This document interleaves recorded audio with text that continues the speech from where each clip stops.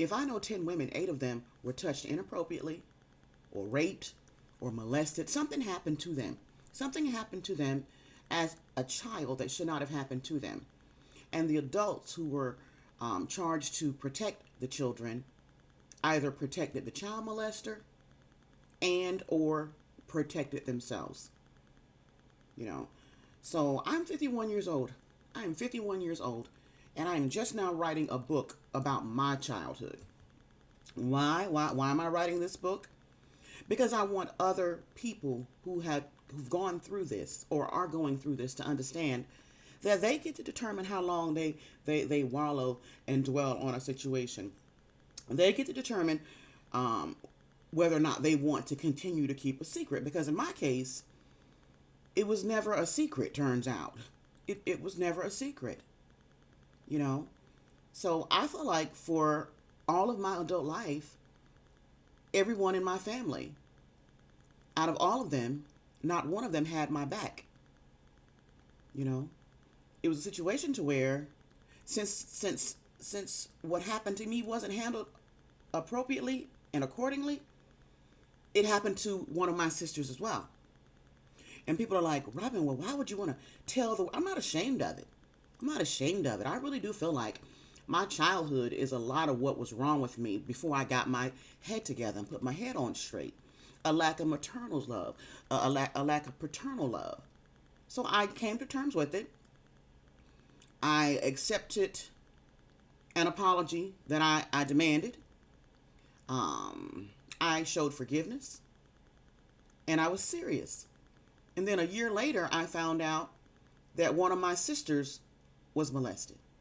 And that this same sister who was molested said that she wouldn't tell her children that she was molested because she didn't want to put anything on their plate that they couldn't handle. Mind you, her kids are grown.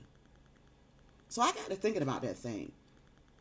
And I said, in order for us to break this cycle, and it's a vicious cycle, somebody needs to bear the blunt of the anger and whatever else comes with the truth.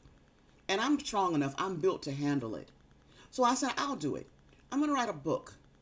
And I'm going to lay it all out on the line. And I'm going to put it out there for the entire world to see. And that way I am not the only one walking around with this baggage. So if there's baggage to be had, we all going to carry it. Everyone involved will carry it. I was told that I should have waited until everyone passed away before I wrote the book. And I was like, why would I wait until in my opinion, guilty parties died to write this book? For people to be like, why would Robin write that evil book about her parents? And they're not even here to defend themselves. So I'm writing it now. I'm writing it now, and they can defend themselves. You know? I was told that if I wrote the book, things would never be the way they were. I don't think things should have ever been the way that they were. So I'm cool with that. I was told that it would create a situation to where people wouldn't want to be seen in public because they're wondering what people think about them. What about what I think about you? You know? So I went into this new year feeling really heavy on some levels. Really heavy. Because it's not fun to do something that you don't want to do, but you have to do for your own peace of mind. If you're someone and something happened to you and you're just swallowing it and pretending like it didn't happen to you for the sake of keeping the peace, understand that your peace is way more important than anyone else's peace. And if you're not peaceful, no one around you is going to be peaceful. Period. Do not sit around and keep someone's secret until it hurts. I have no secrets. It's an open book. And like I told my mother, I would love to write a different book about my childhood. I would. But this is my story to write. And if anyone's at fault, it's the adults that were involved. And so I might look like the bad guy to my family. And I'm used to being the black sheep. I'm the only person I know who can be the black sheep without even doing anything. When it was like, well, why isn't Robin included? Well, you know how Robin is. You know how she can get. I was told that I was spoiled and that I made it up.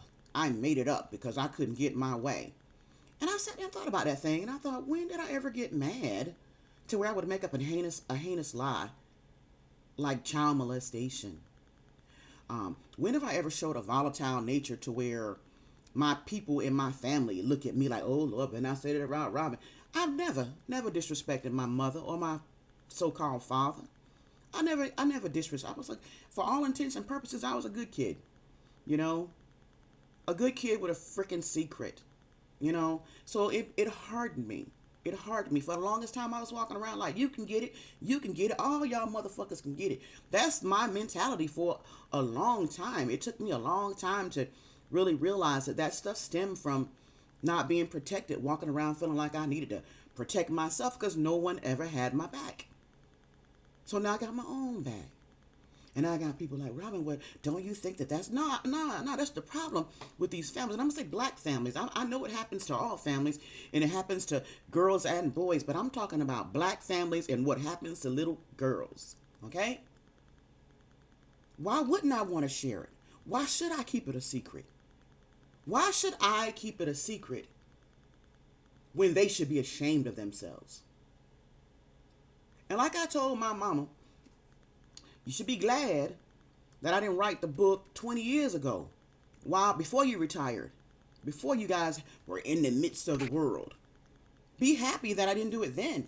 Wasn't strong enough to do it then, but I'm strong enough to do it now, and I really don't give two fucks what anyone has to say about what Robin S. is doing. Yeah, I dropped my last name. I don't want to carry a last name of a child molester.